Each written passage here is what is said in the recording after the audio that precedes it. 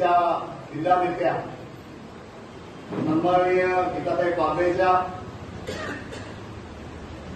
भारतीय जनता पार्टीचे नेते सन्माननीय राजेशजी पवार,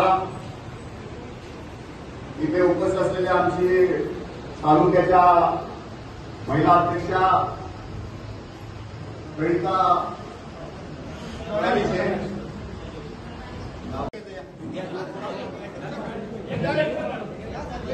आदरणीय सचिवांना दळवी, आपण सगळ्यांनी एक लक्ष यायचं आहे.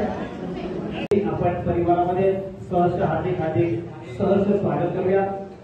त्याच पद्धतीने मी आता विनंती करतोय की अनुक्रमे मी नावं घेतोय, त्यांनी पुढे यायचं आहे.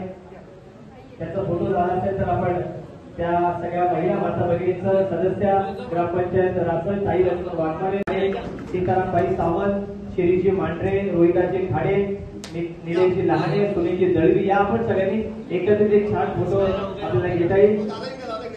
ज्येष्ठ सामाजिक कार्यकर्ते दीपक विष्णू खाडे, श्रीकांतजी खाडे, जनार्दनजी दळवी, आदरणीय श्रीधरजी खाडे, शेखरजी सुगदारे, अशोकजी आदिवासी खेडोपाड्यामध्ये ज्यांनी मूलभूत सुविधा पुरवण्यामध्ये आपल्या कॅबिनेट मंत्री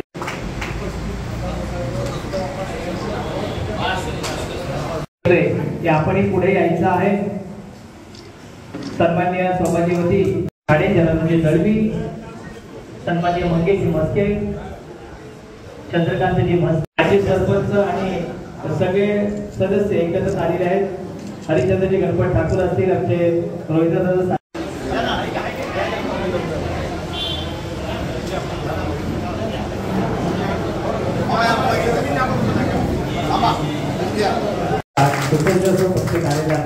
करून दिलेला आहे. आणि सगळ्या त्यांच्या मनाची इच्छा होती आणि तुम्ही बोलून सुद्धा दाखल केली तरी त्यांचं सुद्धा स्वागत व्हायला पाहिजे. त्यांचं संपूर्ण तालुक्याच्या वतीने सहर्ष हार्दिक काय सांगाल, आज भारतीय जनता पार्टीमध्ये रासळ ग्रामपंचायतीच्या सर्व प्रमुख पदाधिकाऱ्यांनी प्रवेश केलेला आहे. कशा पद्धतीनं तुम्हाला विकासाचं या ठिकाणी आश्वासन देण्यात आलेलं आहे? आत्ताच जो प्रवेशाचा कार्यक्रम संपन्न झाला त्या प्रवेशामध्ये मी रासळ सरपंच आणि माझ्यासोबत माझे सदस्य अशा आम्ही या भाजप सरकारमध्ये प्रवेश केलेला आहे, भाजप पक्षामध्ये प्रवेश केलेला आहे. तरी मला असं वाटतं की या ज्या पक्षामधून आम्हाला ज्या पद्धतीने आमच्या सामान्य ते सामान्य जनतेचा विकास कसा घडताना येईल या अशा पद्धतीचा असा विश्वास त्यांनी आम्हाला दिलेला आहे. तसेच आपल्या केंद्र शासनामध्ये पण हा पक्ष सत्तेमध्ये आहे, तसेच राज्य सरकारमध्ये पण हाच पक्ष सत्तेमध्ये आहे. तर अशा सत्तेत असलेल्या पक्षाबरोबर आम्हाला काम करण्यात अत्यंत उत्साहपूर्ण हे वातावरण निर्माण होईल आणि ज्या आमच्या अपेक्षा आहेत त्यांच्याकडून त्या अपेक्षा ते नक्कीच पूर्ण करतील एवढीच मी त्यांच्याकडून त्यांना विनंती करते. आणि या ज्या पक्षामध्ये आम्ही प्रवेश केलेला आहे त्या पक्षाच्या प्रवेशातून काहीतरी चांगलं माझ्या सर्वसामान्य जनतेसाठी मला करता येईल एवढीच मी अपेक्षा करते.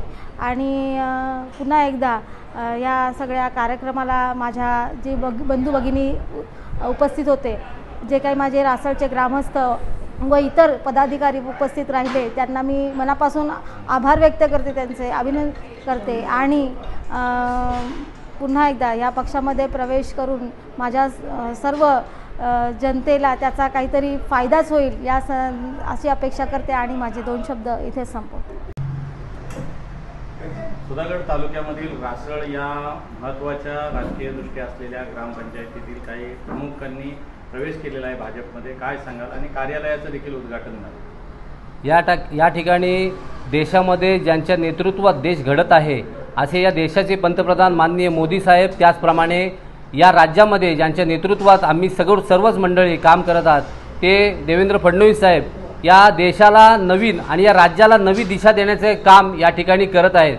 त्याचप्रमाणे सुधागड तालुक्यात या पेण विधानसभा क्षेत्रामध्ये ज्यांच्या नेतृत्वात आणि हा सुधागड तालुका ज्यांच्या नेतृत्वात घडत आहे ते आमचे आदरणीय दोन्ही नेते म्हणजे माननीय आमदार रविशेठ पाटील साहेब, ते याआधी कॅबिनेट मंत्री होते, त्याचप्रमाणे माननीय खासदार धैर्यशील दादा पाटील हे या ठिकाणी आज विद्यमान विद्यमान आपले या रायगड जिल्ह्याचे, या दक्षिण रायगड जिल्ह्याचे आता जिल्हा अध्यक्ष देखील आहेत, त्यांच्या नेतृत्वात आम्ही या ठिकाणी सर्वच मंडळी अतिशय ताकदीने त्यांच्या मार्गदर्शनाखाली या ठिकाणी आम्ही सर्वच मंडळी काम करत आहोत। सुधागड तालुक्यामध्ये भारतीय जनता पक्षाचा झंझावत हा अतिशय ताकदीने होत आहे। थोडेच दिवस अगोदर या ठिकाणी पाच्छापूर सारख्या मोठ्या ग्रामपंचायतीचा पक्षप्रवेश झाला।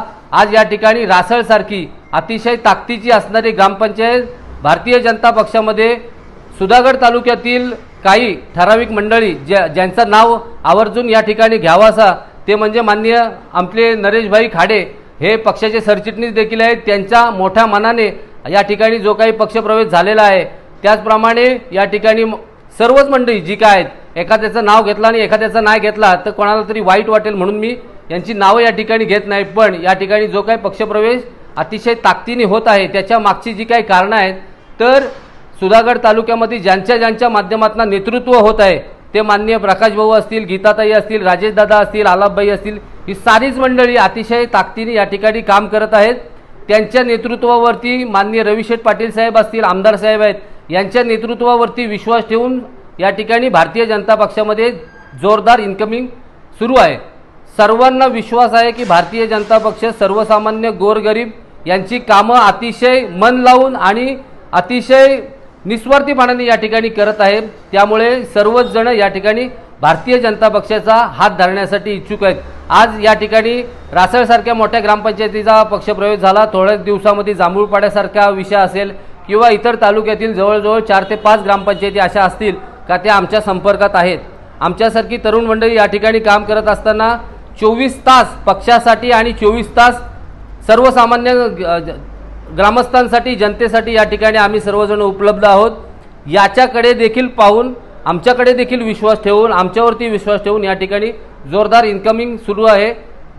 त्याचप्रमाणे आज या पक्ष कार्यालयाचं भव्य दिव्य असं उद्घाटन माननीय प्रकाश भाऊ देसाई यांनी आम्हाला हा पक्ष कार्यालय उपलब्ध करून दिला, त्यामुळे आज हे शक्य झालं। त्याचप्रमाणे अख्ख्या जिल्ह्यामध्ये असं तालुक्याचं कार्यालय कुठेच नसेल असं मला वाटते।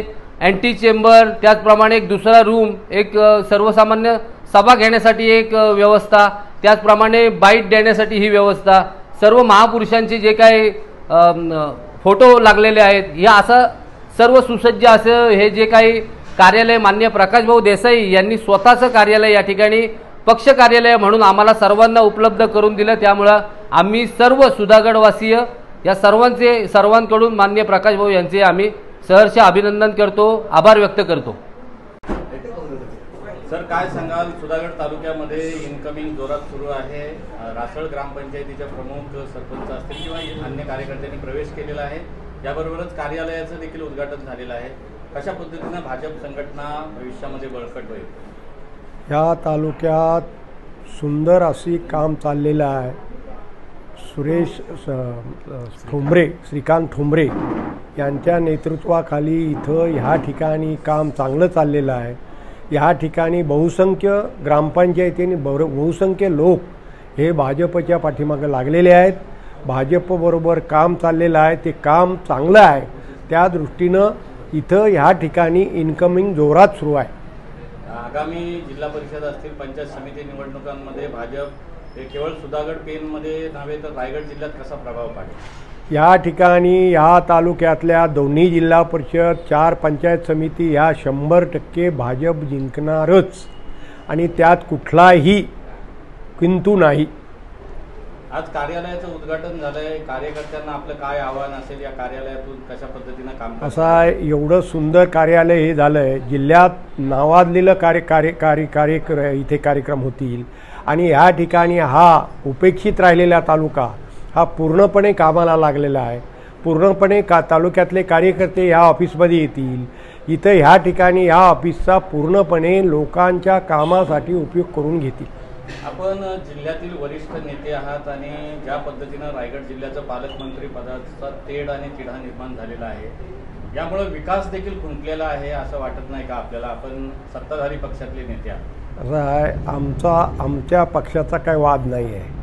आम्ही ही सर्वांना बरोबर घेऊन जाणार आहोत। किंबहुना मी स्वतः माझी विनंती मुख्यमंत्री महोदयांना आहे की दोन्ही पक्षाचा वाद आहे, तर आम्हाला तिसऱ्याला पालकमंत्रीपद देऊन टाका.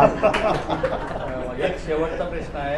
आगामी जिल्हा परिषद आणि जिल्हा परिषदेच्या निवडणुकीमध्ये महायुतीतला जो आता बघितलं तर शिंदे गट आणि राष्ट्रवादी अजित पवार गटामध्ये सध्या संघर्ष आहे.